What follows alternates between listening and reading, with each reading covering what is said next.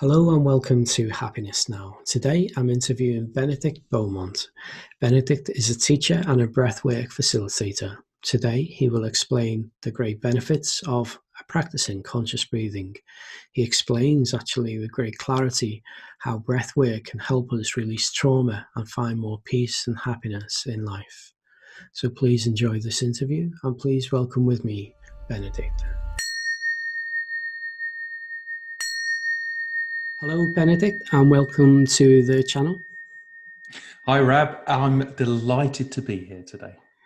Yes, it's wonderful to have you on. I had a great experience last week when I experienced one of your breathing webinars. Was it webinars? I suppose webinars are a good way to put it. And I'm actually really looking forward to hearing about what your experience was on that, because everyone has a different experience when they do breath work.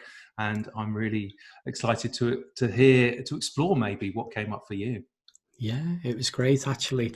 But we'll begin at the beginning. So, how did you become a breathwork teacher? Maybe you could tell us your story. Sure. Before we do that, Rab, would it be okay if we just took a breath together? And for anyone else watching this, I'd really encourage them to do it as well, because I find just the simple practice of taking a breath together really brings us into presence.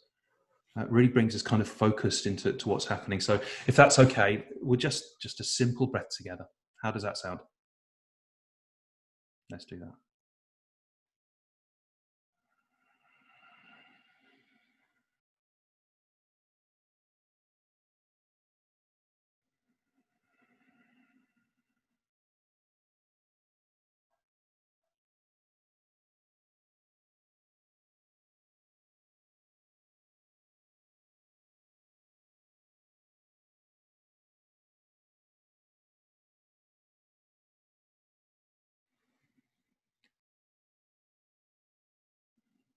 Thank you.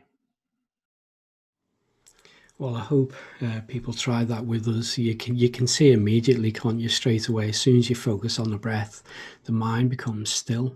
You know, it's a wonderful experience working with the breath like this, isn't it, Benedict? Yeah. My teacher, Anthony Abagnano from Alchemy of Breath, he always encouraged us to use that technique if you're just sitting down in dialogue with someone. It doesn't have to be with a group of people, but just one on one. And he said it was like a picture of a vase that is also like two faces. I don't know if you can picture that kind of like little graphic that you have, and it looks like two faces, but then it also looks like a chalice, and we get to decide what we fill up that chalice with. If it's going to be something, full of emotion and full of kind of like fireworks, or is it going to be something filled with kindness and peace? And when we take a breath together, we fill up that space together. We connect with our breath. So that's why I always do it. And really, it makes such a profound difference when you're sitting down with someone. It changes the air, it changes the relationship. It makes it a I'm not religious, but it makes it a sacred space. It makes it a magical space when we come into full presence with each other. There's a connection, isn't there? I There feel is. closer to you. I feel like there's a connection just because we spent a couple of moments there, Yeah. just focusing on the breath and just stilling all distractions. Ridding ourselves of distractions and being in the present moment. It's a Yeah, truly wonderful practice. it is. So you asked me about how I became a breathwork facilitator. Well, now there's a story. I hope you don't mind if I tell a bit of a story. No, please do, please do. Well, I've always been a bit of a seeker, a bit of a kind of, we only get one life. We might as well make the most of it. And I always wanted to kind of find the answers to the big questions. So even as a young man, I was kind of always learning and pushing, uh, and I always wanted answers. So, like at university, I studied anthropology and sociology and politics and economics because those answers about the human condition are what interested me, and I kind of didn't really find the answers there. A bit later on, I started yoga, and I was quite attracted to the kind of the esoteric kind of side of things. So I became, back in the early '90s, it was all Ashtanga yoga, but the wisdom traditions of the East, offered something that the spiritual traditions of the West kind of lacked a little bit of authenticity for me as a young man. So I got really into yoga. And after that, in my 30s, I discovered Buddhism. And I became a pretty dedicated meditator, doing meditation for sort of 2 hours, a day, really, for quite a long time, and studying Dharma. And by the time I was kind of in my mid-late 30s, I'd drifted in and out of things. I'd kind of, picked up things that I'd needed and, learned something somewhere else. And I'll be honest with you, I felt I was pretty far along the path to enlightenment. I thought, yeah, I know it all. I've been there. I've done it. I've been on a yoga mat for sort of 15 years. I can do the primary series and the secondary series. I can sit in emptiness meditation for an hour. I can do, I know the 21-day, the Lamrim cycle. I've got it sorted. And I was traveling in Southeast Asia. I was in Bali, in a place called Ubud, which, if you are into the alternative world, is one of the great meccas of the world. There's a shaman behind every tree. There is an enlightened master floating down the street on a cloud. There's so many different traditions there, and there's such an amazing energy and buzz around the place. And I met a guy who I had a strange connection to from my hometown in Brighton, who lived there, and he looked like a guru. Like, he had long white flowing hair, and he was dressed in kind of white cotton, and he had all these kind of pretty young girls floating around him, almost like he was, in the head of a cult. But he was a really kind, sweet, genuine kind of guy, and I met him for a cup of tea. And he was, fully English, very posh, actually. And he'd moved out there about 10 years ago, and he'd set up a Breathwork School out there. And he said, well, would you like to come to a Breathwork session? And I thought, well, I've done yoga, I've done some pranayama, I know my breath of fire, and I know my ujjayi breath. And yeah, sure, you're not going to be able to teach me anything about breathing. So I went along to a place called the Yoga Barn in Bali, which is one of the great yoga studios. It's a huge place, and it's become a massive institution now, the Yoga Barn. Back then, it was quite a small studio. And there was about 20 or 30 people there. And, Anthony, the teacher with the long flowing white hair, was kind of walking around, and we did a couple of little exercises. And then he said, okay, we're going to do some conscious breathing. So I want you to lie down. I'm going to put some music on, and I want you to breathe in this specific style. And he taught me the style of conscious connected breathing. And then within 5 breaths, I went to a place that I had never been to. A deeper, more vulnerable, more wise, more trusting space that I had ever experienced in sort of 12, 14 years on a yoga mat and 7 years on a meditation cushion. It was that immediate. And, it was an easy, simple, accessible practice. Within 5 breaths, I had gone to a place I'd never experienced. I didn't even know was possible. And I'd say within 5 minutes, 10 minutes, I knew that I would train to be a facilitator, because it was so powerful and so immediate. And I was like, all right, all of the stuff I've learned before, I'm going to have to kind of, all right, okay, I realize I know absolutely nothing. And everything I'd done before, was just an introduction to this experience and this practice. And so that was just blowing my mind. Now, I'm not religious. I don't believe, I've kind of roughly raised in the Christian tradition. I was born and raised a Quaker, actually. But I don't believe in Christian mythology.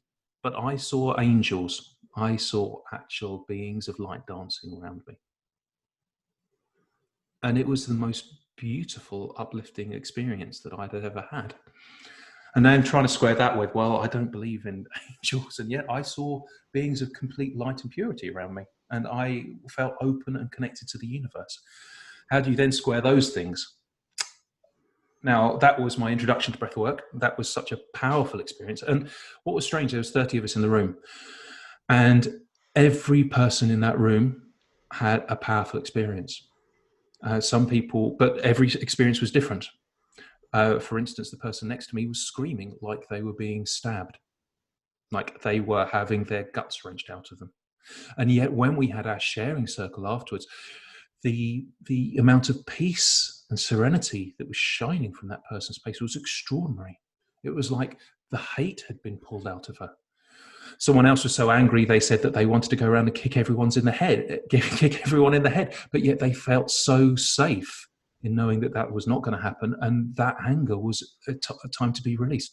Other people spoke about trauma that they had or being able to release emotions that were trapped in their body. Someone talked about kind of physical clearing, and I was like looking around at everyone thinking, oh my goodness, everyone in this room has just had a life-changing experience.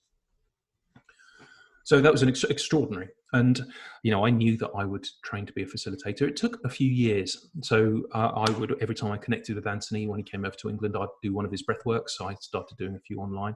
And it took me about 3 or 4 years before I committed to do the training, just because of where I was in my life and some other things that I wanted to do before I did that. I trained to be a yoga teacher first before I did my breathwork training. And then I took the plunge and I enrolled with Anthony at Alchemy of Breath in 2017 to become a facilitator. And I qualified early in 2018. And then since then, as a facilitator, I am very privileged to be able to hold space in the way that Anthony did for me. I get to hold people for these extraordinary life-changing experiences that they have, where people release trauma in their bodies, or they connect with ones who are no longer in their life before, or they have maybe deep physical healing. Every time it is different, and it is different for every single person. And I have the honor and the privilege, and sometimes the responsibility and the burden of holding people in that space. And it is the most meaningful job that I've ever had in my life. The most fulfilling. I've found my calling, Rab, and that is a beautiful gift I never thought I would have. I don't know if you had the experience when you were at school. There was always that kind of irritating kid who always knew what they wanted to do with their lives. Like, they'd be a vet or they'd be a doctor, and they just knew what they were going to be. And I'd always look at them with like jealousy. How do you know what you want to be? I always wanted that kind of certainty, and that, I really wanted that kind of clearness of purpose. I never had it until that moment when I heard the calling. And if you feel called, you probably are. So that's my story. So I'm sorry I went on again. I did warn you that it's a story and I like to tell a story. So that's how I became a breathwork facilitator, from an extraordinary experience that I had in Bali in 2014. It sounds fascinating, actually. So when you say you saw angelic beings, but earlier you said you wasn't really religious, how do you tie them things together? Well, there's a question. There are more things than we know out there. And, accepting your ignorance of how the world works is the first step on the path to wisdom, I suppose. That's all I can say. Yeah. That's not the only weird, profound experience that I've had. I could talk about others if you want to. I mean, how about the feeling of becoming a being of light, becoming an angel, about literally feeling your energetic wings expand and feeling like you are standing as powerful, almost like an angelic feeling of power over the world. So it's not just witnessing, it's becoming. I've had that experience as well. I think people, they're surprised, aren't they, when they delve into meditation and breath work and so on, because we're not really taught at school how these things work. And when we experience things, they come as a surprise to us. So, I mean, this is quite amazing. I mean, my experience when I did the breathing work with you last week. Yes. So you joined us for one of the free Thursday sessions that I do every week. Yes. So I do this through Zoom, but so yeah, I'd love to hear what your experience was of that.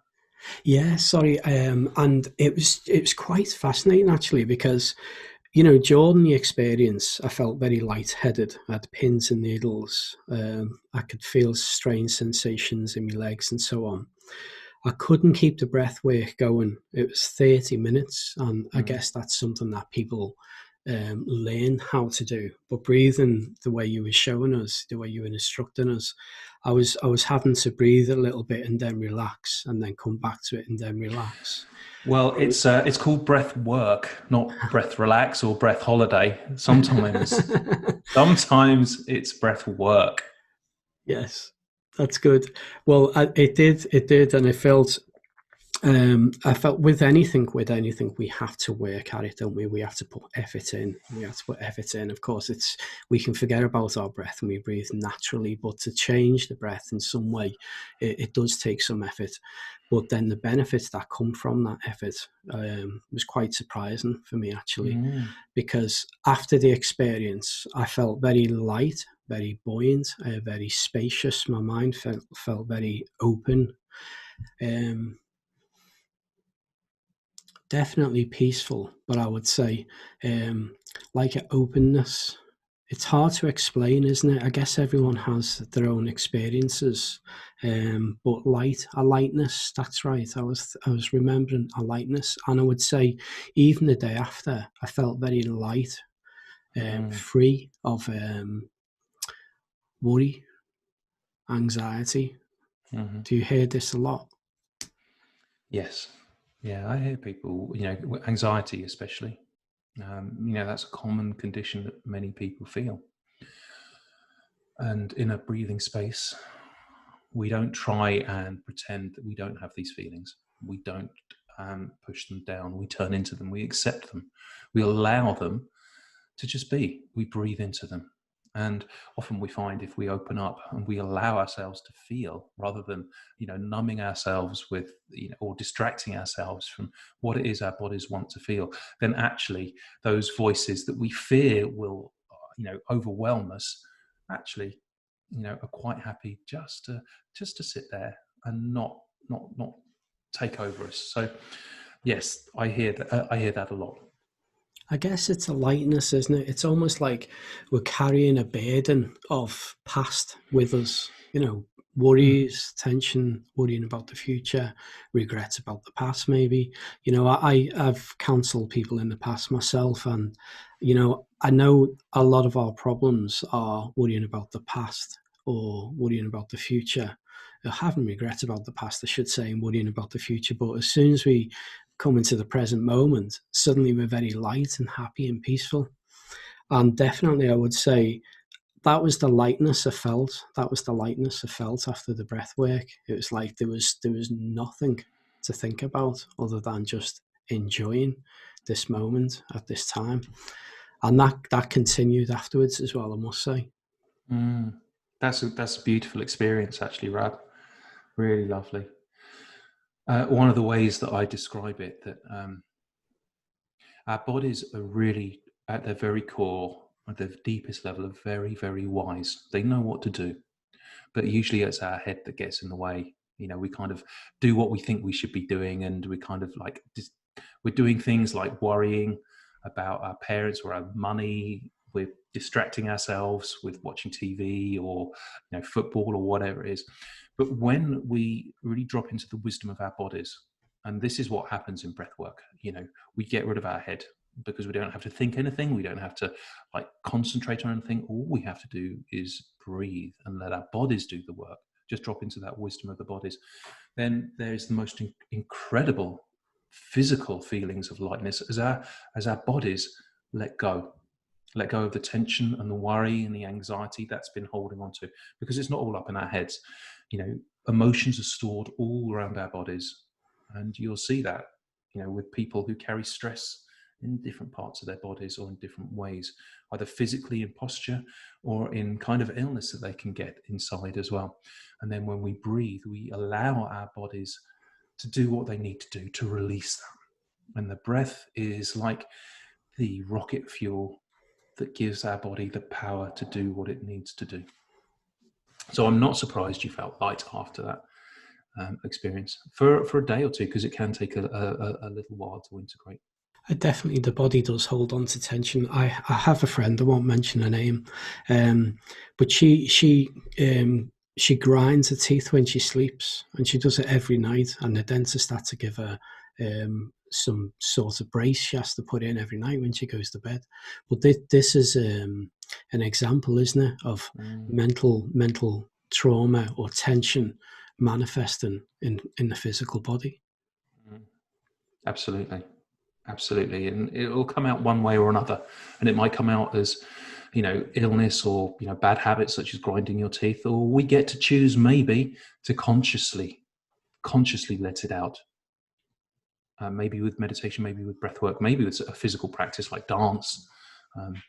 Breath work is a tool at the end of the day. It's not that it's a very, very powerful tool, and it's a very easy and accessible tool, but it's not the only tool. There are other ways, and there are other paths that people can follow. So it's not a sort of kind of an exclusive, this is the only way that you have to do it kind of deal, breath work. I did get the sense that it was a powerful technique, a technique that could work quite dramatically. So do you hear stories quite often about people releasing trauma they've held on to for years, being released? Every single time. Every single breathwork I run, there is something profound that happens.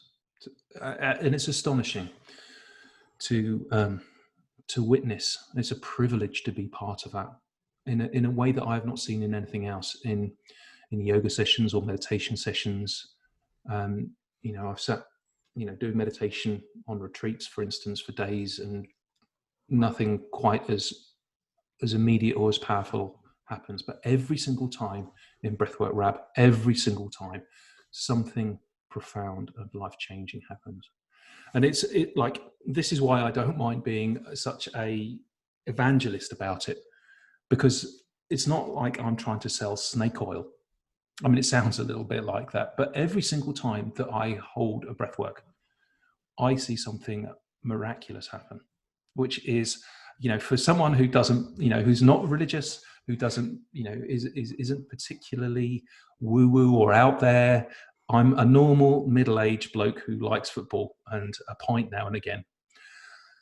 If I can see something miraculous happen every single time, without being kind of crazy and, really hippie or esoteric or kind of woo-woo or strange or crazy, it happens every single time. I'm going to use this word technology. What is the breathwork technology? How does it release trauma? Can we go? That's a great question. So the technique that we use for this, now breathwork is a big subject. Okay, it's a huge discipline, and there's so many different types of breathwork techniques that you can use, from simple coherence or counting breath to box breathing, to kind of Wim Hof style breathing for cold exposure, to breathworks that help you calm down or energize you. So as a field, breathwork is a huge kind of discipline, but specifically, we were using something called conscious breathing or conscious connected breathing. And this was developed in the kind of 1960s and 1970s by Stan Grof and Leonard Orr. And there's been a whole lot of breathwork schools that kind of followed from that, from rebirthing to transformational breath to breath of bliss to biodynamic release to alchemy of breath to quantum breath. So there's many different breathwork schools, but they all teach a very similar technique called conscious, or some variation on conscious connected breathing. Every facilitator will have a slightly different way of describing it. I teach it in 4 steps, which is having a very mouth wide open, taking full breaths, making your breath connected, which means no pauses at the top and no pauses at the bottom, and then really letting go on the exhale. Those are the 4 instructions. So it's just like that. So it's just a technique that you can teach in like 30 seconds. But what are we doing there? Why is that so very powerful? Well, I can talk about it on a physiological level if you'd like, and what is happening when we breathe like this. So we are dynamically changing the levels of carbon dioxide and oxygen in our blood. We are changing the pH level of our blood. We are changing the oxygenation and deoxygenation levels in our blood. Now, that is, physiologically, that's the chemical things that are happening in our body. We're letting off excess oxygen, for instance. We're kind of dilating our blood vessels. It can be similar to altitude exposure. It can be similar to hypoxia, for instance. In terms of, it's a very dynamic process. So it's not one thing is happening. It makes it a very alive and kind of sensitive, a volatile experience that you have. So it's not just you breathe like this and one thing happens. It's different depending on how you're breathing and your kind of general physiology. So that's at the physiological level. And by the way, people throw these terms around like hypoxia or hyperventilation, which have many negative connotations. Like hyperventilation, the kind of you think stress and anxiety, or hypoxia means it thinks you're starving yourself of oxygen. Those are just medical terms which you can forget about the kind of dangerous, the worries that you might have about that. There's absolutely no medical studies that say this kind of breathing is harmful for short periods. Okay, so just to put people's mind at rest, there is nothing dangerous about breathing like this for short periods. I'm sure that you've heard of plant medicine or, hallucinogenics. You will usually go into an altered state of consciousness, like you will with plant medicine, like ayahuasca, for instance, or Kambo. But there are no side effects and it doesn't last for 8 hours. It stops pretty much as soon as you change your breathing pattern. You will kind of start to come back to a more normal kind of state of being. But whilst you're in that slightly altered state of consciousness, which you can, ascribe to the kind of physiological kind of changes to you, or we could talk on an energetic level, something amazing starts to happen. Now, I prefer to talk about it on a kind of energetic level rather than, science doesn't really do it for me. Some people it does. Some people love the anatomy and the physiology. I'm a bit like, bit boring. And energetically, it's a bit like what I described earlier. I believe our bodies are truly wise, but we don't give ourselves the space and the time to do anything about it. But when we do a breath work, first of all, we give ourselves the time and the space. We dedicate 30 minutes or an hour is my usual time for doing breath work, to just be. But when we use this breathwork technique, and imagine that you're opening your mouth wide, you are breathing in with each breath 3 or 4 times the amount of oxygen, of air. Now that is like prana, that is like energy. And our bodies do something with that energy.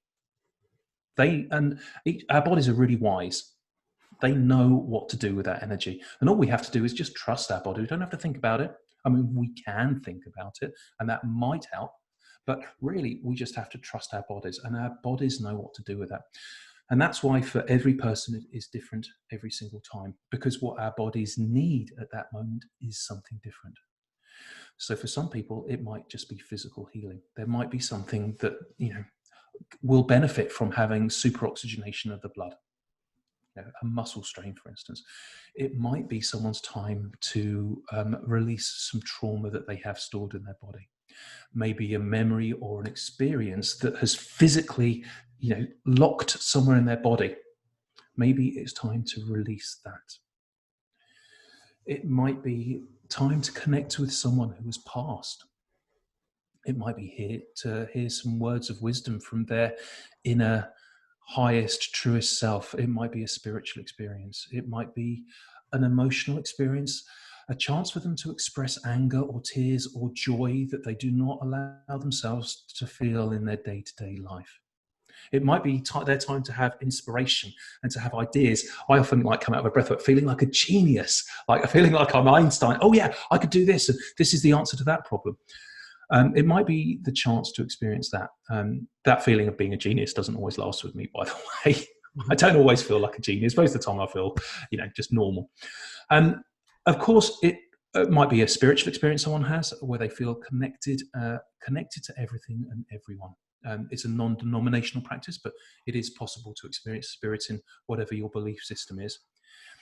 It is also possible that you will experience nothing apart from 30 minutes of lying down and listening to some beautiful music. And if that is your experience, welcome that as well, because how often do we get to do that? If that's what you need and your body needs, you get to have that. So that is why I feel the technology is there. We're giving ourselves the space and the time, and really, more importantly, the energy. Why do I feel this practice is so powerful compared to other times that we do that, like meditation or yoga? Well, I've often heard this description of it's meditation for people who can't meditate, because we don't have to think about anything. We don't have to kind of concentrate. We don't have to kind of learn things or repeat things. We just have to breathe. And and because of that, it is such an accessible practice. There's no levels and there's no hierarchy in this. There's not kind of the meditation, person who's been doing it for years and years and years. Really, everyone is at the same path because it's such a simple access. All we're doing is breathing and letting our bodies release. There's nothing really to learn about it. I can talk and I can, give guidance and pointers, but as a facilitator, all I do is hold a space where you can do the work that you need. I don't interpret your experience. I don't guide you. I'm not a therapist. I'm not a healer. That's not my job. I'll make a space, and your experience that you get to have is completely valid, and it's no different, better or worse than anyone else's. So that's why, that's the technology, if you like. It's so powerful because it's an innate thing that we have within inside the thing. It's not like a really difficult practice. It's breathing. Yes, there is a bit of work that we have to do, but apart from that, simple. That's why I think it's so powerful. Again, quite a long explanation there, Rab. So I'm sorry if I kind of went on a bit. Some of my students call me, they get into one of Ben's rants, and I do get a bit ranty because I'm so passionate about it. It's wonderful. It's lovely to see your passion. It's like a natural way of healing. It sounds as though the body knows what it needs to do because each person's experience is completely individual. Because everybody's experiences of life is completely individual and separate, isn't it? Yeah. So everyone is going to have a different experience, but it sounds so beautiful and natural, actually, a natural way of healing. Yeah. So can it remove trauma that's been held by somebody for many years? Do you see actual trauma being removed from people? And if so, may I ask, how many sessions would it take for somebody to remove long-lasting trauma? Well, there's a good question. Let's say release trauma. That's better than removing trauma because, sometimes it's not a matter of taking something else. It's just accepting that is part of you and maybe just removing some of the emotional charge around that. But Rab, the answer is yes, I have seen that, and that does happen. But it's not something it's not a cure that you go to, or like a course of pills that if you do this will definitely happen.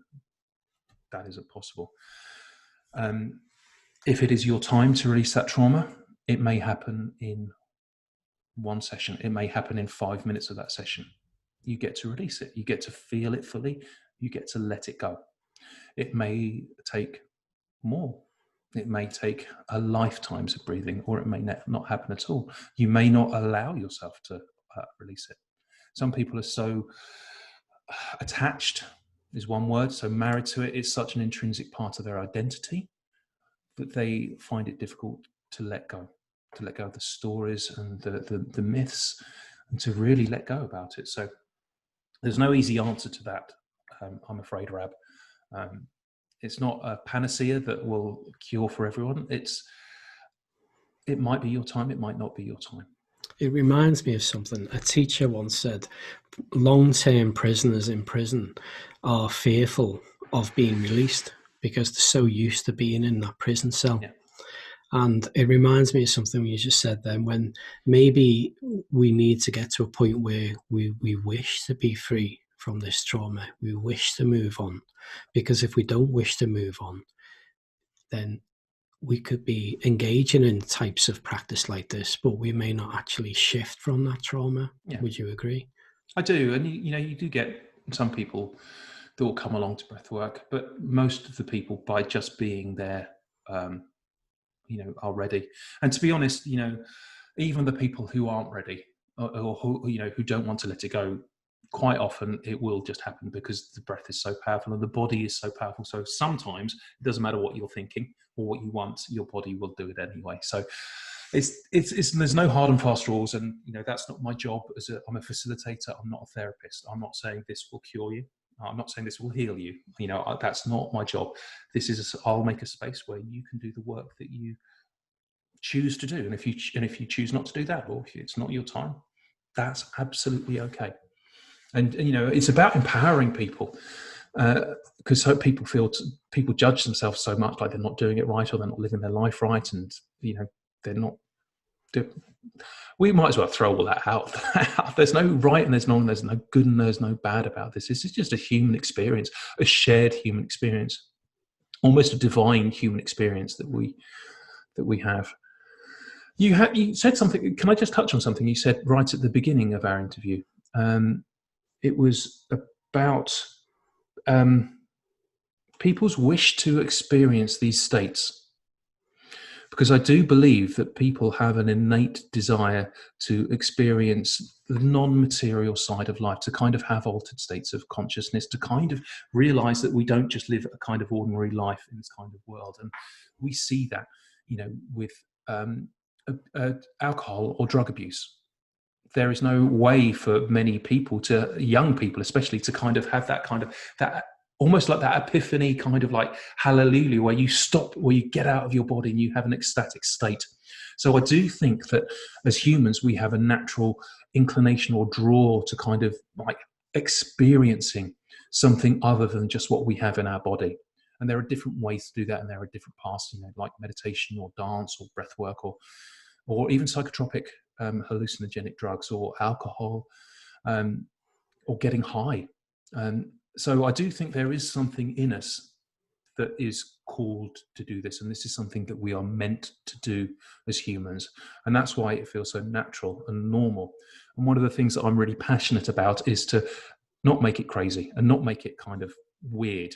This is just it's a normal experience to have, to feel ecstasy, to feel joy, to feel hate, to feel anger, to feel rage, to feel sadness and grief. All of those are normal, natural, human, they're expressions of being human, of what it means to be alive and to exist. And so in a breathing space, we accept that, we allow that, we support it, we celebrate it sometimes. And we find when we do that, it was like your experience, there is just such a lightness afterwards. There is such a feeling of peace and acceptance.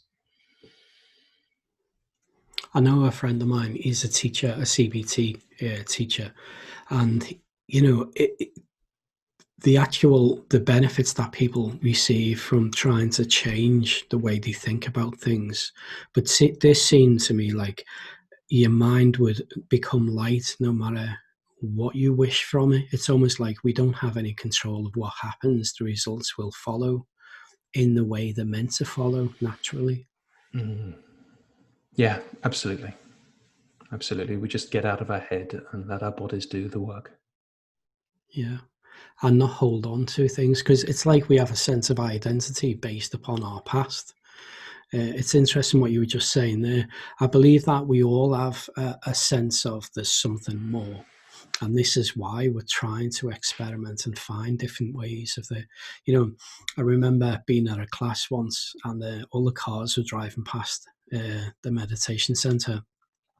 And the teacher said, all these cars going past, they're all just seeking happiness. They're all just looking for happiness. And it's everyone's wish, isn't it? Everyone's looking for happiness.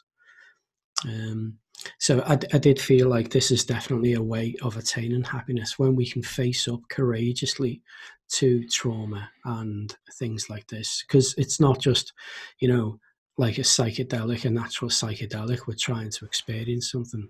We're actually doing this actively because we're trying to move forward spiritually, would you say, even spiritually? It is a spiritual practice. If that's a word that resonates with you, I encourage people to use it. And if it doesn't resonate with you, then you don't have to. It's a label that is really useful for some people, for sure.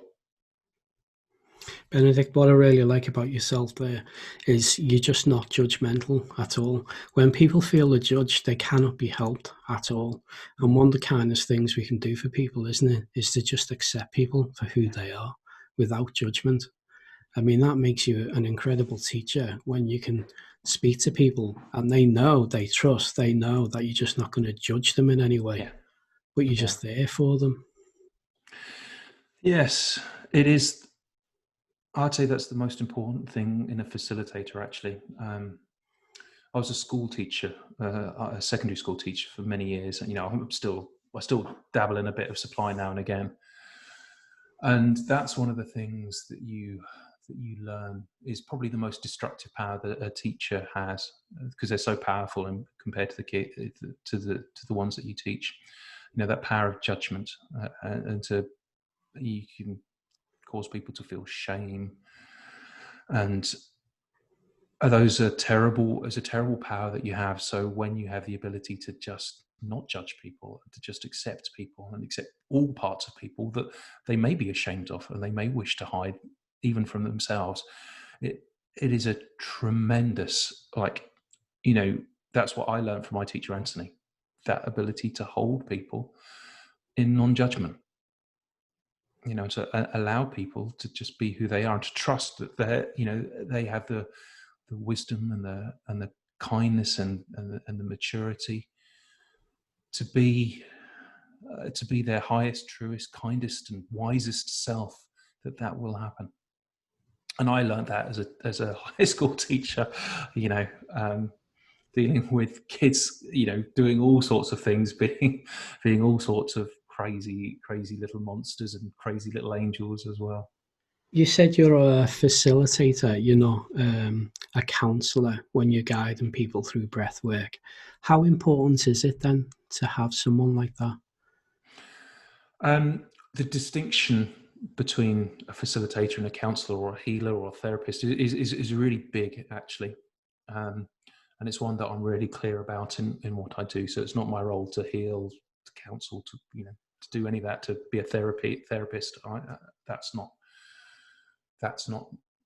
my role. Now, this is a really powerful breathwork technique. So I wouldn't recommend anyone doing long periods by themselves without a good facilitator who can hold space for them and create a container that allows them to experience what they need to do. Because really, it is that feeling of safety and support that will allow people to surrender to the experience. If people feel safe and they feel held, and they don't feel judged, and they feel able to experience just themselves, then they'll be able to do that. So that's why you get good facilitators, and that's why breathwork is a powerful experience, is a facilitated experience. But that doesn't mean that you can't do it by yourself and it's not valuable by itself. So I hold seminars or workshops or sessions that are kind of 30 minutes or an hour, or a workshop might be 3 hours or a day. But this is also a really powerful practice as a daily practice, as a 5-minute practice in the morning or in the evening of conscious breathing, conscious connected breathing. So just in, just like that. And I wouldn't advise it without experience or, being a little bit of training to do it more than 5 minutes, regularly by yourself. But it's still a remarkable practice to do just like that. Because what it becomes like, it stops becoming so cathartic or transformational, kind of really peaky. It becomes like a conversation with your innermost and highest and truest self. It's a way to connect in with what you are really, really feeling, and allowing yourself to do that. So, for someone who's watching this, fine to do a sort of 5-minute daily practice just by yourself. You'll find it physically invigorating and energizing, just on a pure level. And it's much easier than sitting down in lotus position, meditating on emptiness, and then getting frustrated and worked up because you can't do it. All you're doing is breathing, and it's something we do every single second, and it's just in a slightly different style. So for that kind of daily practice, 5 minutes, fine. You don't need a facilitator, but I recommend if you really want to kind of go a bit deeper into it, to find a facilitator. Now, obviously, I offer sessions, so you're very welcome to come and find me. There's a lot of other breathwork facilitators out there, some amazing facilitators. So find one that you're drawn to. And that could be Anthony at Alchemy of Breath, who runs free sessions every Sunday, 2 free sessions every Sunday. It might be, say, my colleague Steph Magenta, who runs shamanic breathwork on Saturday mornings. It might be I've got my trainees, they run regular breathworks now. I've got Esther, who does a Czechoslovakian one on Tuesdays, called the Breathwork Meditation. And then I've got another one of my trainees, Jez, who does one on Mondays, who does pranayama type conscious breathing. He teaches in a slightly different style to me. But I really encourage you to find a facilitator that you resonate with. There's free sessions that all the time, but there is also, if you want to go deeper, you can invest in, deeper sessions of personal discovery. You can invest in training courses and learn how to kind of, facilitate your own journeys.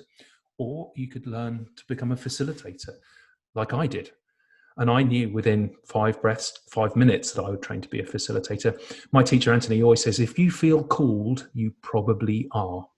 So I really encourage anyone watching this to go out and find a facilitator and just experience what it is like to really breathe, consciously breathe, and be held by a good facilitator. It is a magical, life-changing experience. No, highly recommended. I mean, I hear what you say there. We can practice 5 minutes in the morning, 5 minutes in the evening, but it's good to have a facilitator. The seminar I experienced the other day, I would say, I noticed there was emotions. I felt quite emotional seeing people open up. Yeah. And it's a private group, by the way. If anyone, I highly recommend you go over to Benedict and check him out and everything. But if you do that, you can see other people are opening up in a very safe space. And you were very calm and compassionate and caring in your response. And as we spoke about before, non-judgmental.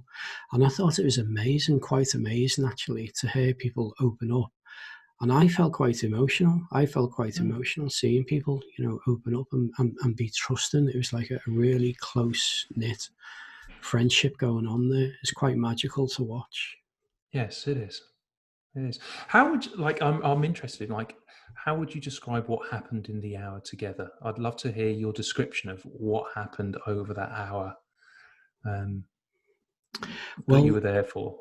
Yeah, the breath work for me, it was kind of like I'm used to watching my mind, and to a certain level, I'm still a baby in spirituality, but I'm trying to watch my mind as much as I can. So when I was doing a breath work, I was being aware. It was almost like I've stepped back and I'm watching how I'm feeling. I'm noticing the pins and needles in my head, the changes in the physical body. And then it was only afterwards, when the session had finished and I'd gone downstairs and everything and went about the evening, that I noticed a lightness, a difference in the way I felt. It's hard to explain these things, isn't it? When you try and explain spiritual experiences, and I will call it a spiritual experience because it definitely was a spiritual experience. It's hard to explain these things. Yeah. And can you remember what some of the other people's experiences were? Yes, they were opening up, wasn't they, about some of the things that they'd experienced in the past. I feel one of the ladies, obviously we won't mention, she said about grief, wasn't it? Not being able to deal with grief. So when she was speaking about something that's very personal to her, I just thought, here's a group of friends that really care. Now, whether they've met each other, I don't know. That was quite amazing. Here's a bunch of people that have never met anybody, never met each other, and are very close friends and opening up to each other. Magical. Yeah, it is. It's a magical space where you get to really, truly be open. And we find that, there's a fear of, making ourselves vulnerable, about opening ourselves up. And so when we open, go into a breathing space where we feel safe enough to open up, and we see and we witness other people being in their vulnerability, finding strength in their vulnerability, and finding how light it makes you feel afterwards. It's also very connecting. We get to have a shared experience, and we get to connect with other people on such an intimate level that doesn't normally happen. And that, how refreshing and how amazing that actually feels is extraordinary. So breath is a way to kind of connect people, just like we did at the beginning when we just took a breath together, is extraordinary to connect with people on an emotional level, which is something that we really crave, that kind of closeness and that recognition. We find ourselves, our own experience mirrored in others. It's so powerful, it's so emotional, it's so life affirming. Um, that's that's one of the things, one of the tools, one of the magic places that breathwork will get you to. So I wanted to ask you about the workshop, because you said it goes over 3 days. So what? Um, Sorry, is that correct? well, well, I do. I mean, there's breathwork that you can do at all different levels. So, we run an hour-long session free once a week. I do workshops, kind of usually about 3 hours in length. Sometimes I'll do day-long workshops or retreats. I run breathwork retreats, and not at the moment during the COVID crisis. And those are, like to go on a retreat.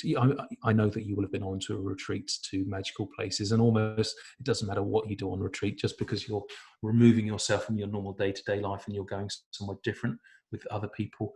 There's just naturally some magic or some alchemy that kind of is formed.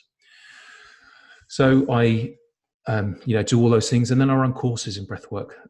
There's a free introduction to breathwork course, which is just an online course that you can take, and you can, experience some of the simple kind of breathwork techniques, some of the breathwork meditation techniques, or there's kind of deeper level of courses which take place over a number of weeks. So I've got a breathwork foundation course that lasts 5 weeks long, and we meet every week Wednesday, where we don't just do a breathwork together, but we will have a chance to kind of discuss and experience and play, and almost like a little laboratory where we try with different breath techniques, as well as connecting and sharing, having a space to share our own experiences with breathwork. And different facilitators offer different things, different lengths or different styles of deeper experiences with breathwork. Breathwork is just a tool, and there are other tools that I can recommend, other teachers that will offer things in every way, and breathwork might play a part in them, might play a different part. So every facilitator will have a different style or a different experience or a different journey that they will take people on. Yeah, it's I was I was kind of thinking, is there a certain type of outcome for one practice and a certain type of outcome for another practice? So when you're offering these workshops and so on, is there a goal? Are you offering a goal, an outcome? That's a great question. A great question. So as a facilitator, I usually offer a theme. And we'll do preparatory exercises beforehand around that. Other tools, if you like. We've got other things in the toolbox that we can whip out that might be breath work, might be different. In terms of different breathwork techniques, there are some very powerful ones that we use that won't take you off on quite such a journey as conscious breathing or conscious connected breathing. That, for instance, box breathing is one of my favorite ones, which is a remarkable, easy, simple method to kind of calm you down, or coherence breath, which will help really kind of bring your body, your brain and your heart into kind of synchronicity with each other. There are techniques to really energize and kind of make you want to get up and dance. So I use those. But when it comes to a theme with breathwork, so what did we have when you came along? We were talking about goodbyes and about how difficult sometimes it is to let go. And so we might have a chance to share people's experiences beforehand, and that's a powerful exercise, just to hear people's testimony. But then I might do some exercises around that as well. So there are kind of, how can we say, there's an invitation to breathe into whatever that theme is.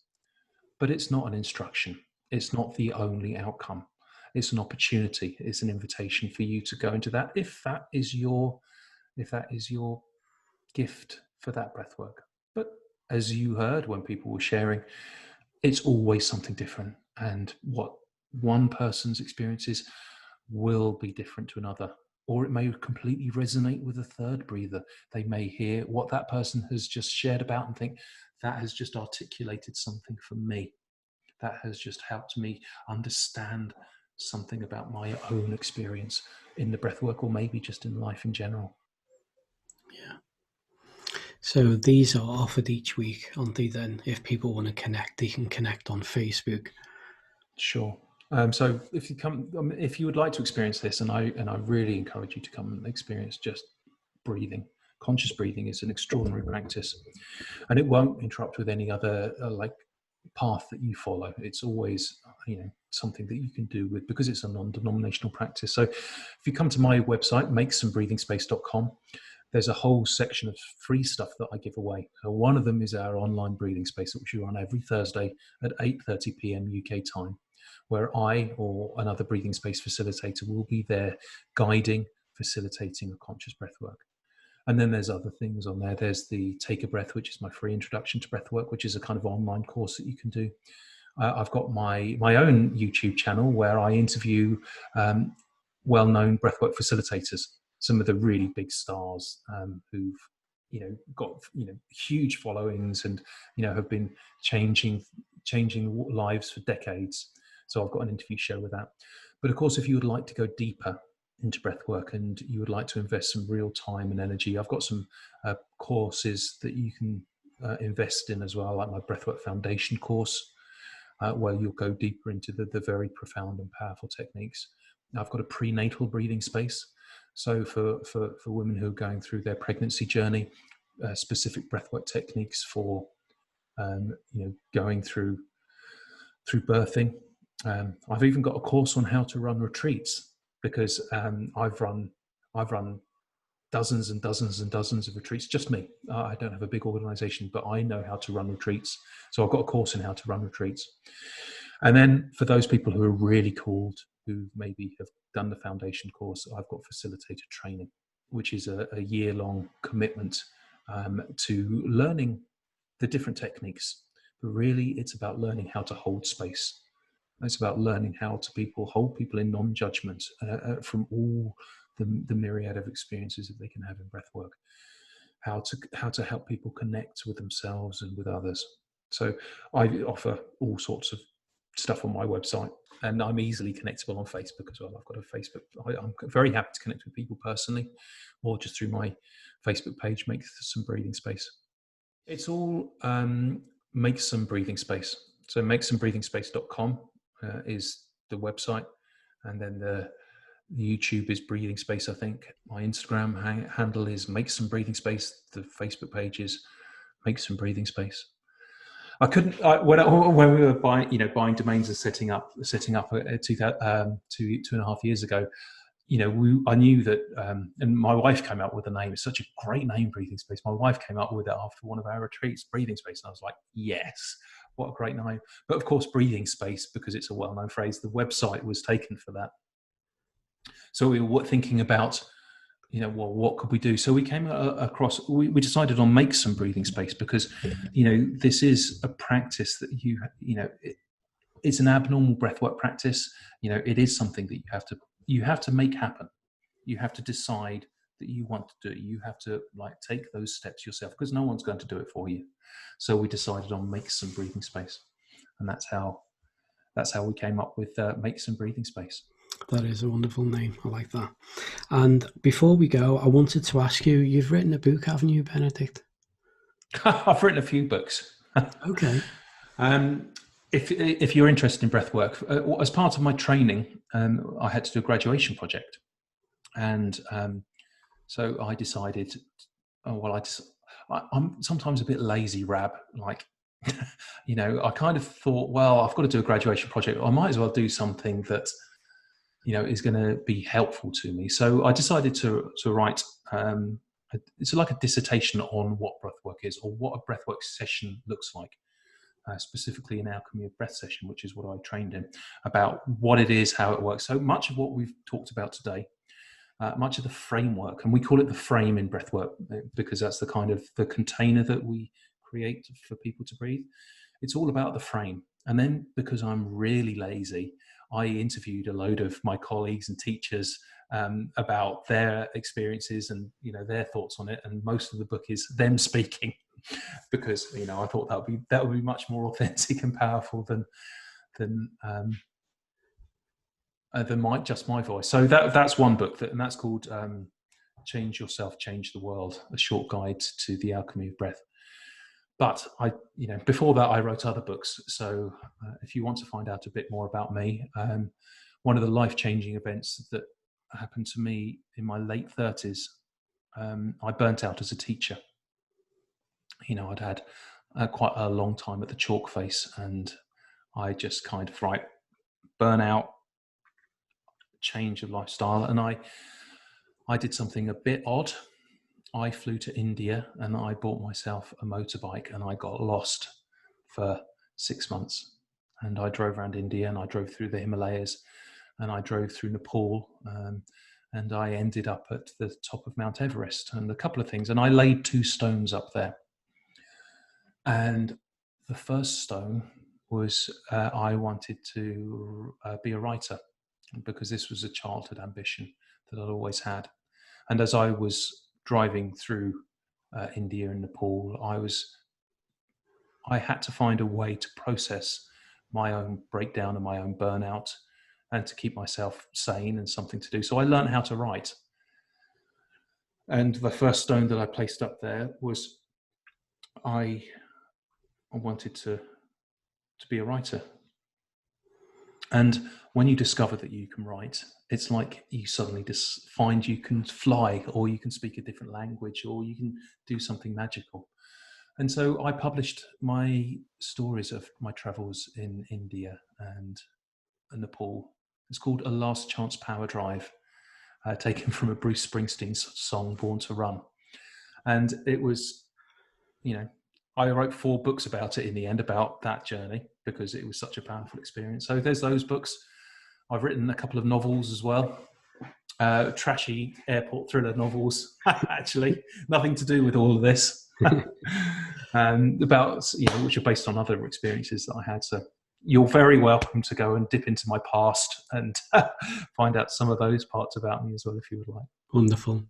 It's been great having you on today, Ben. Well, I see we've been going for well over an hour, Rab. So I really appreciate you allowing the space, and you do so with a real gentleness of touch, actually.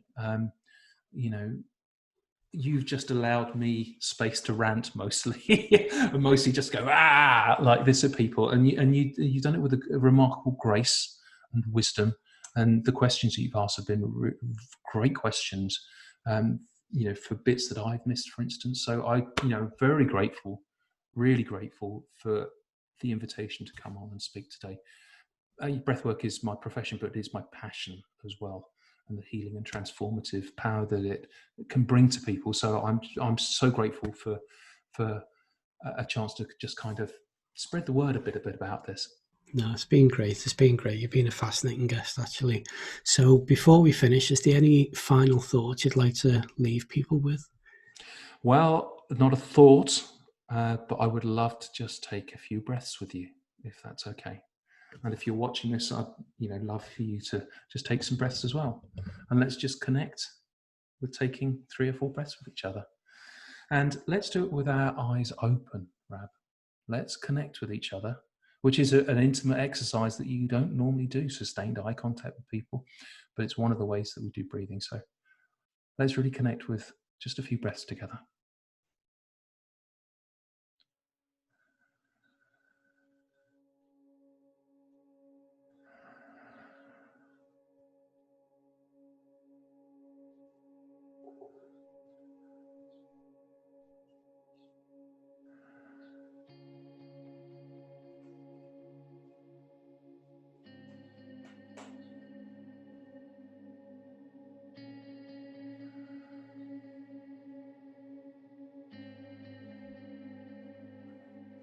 Thank you, Rab.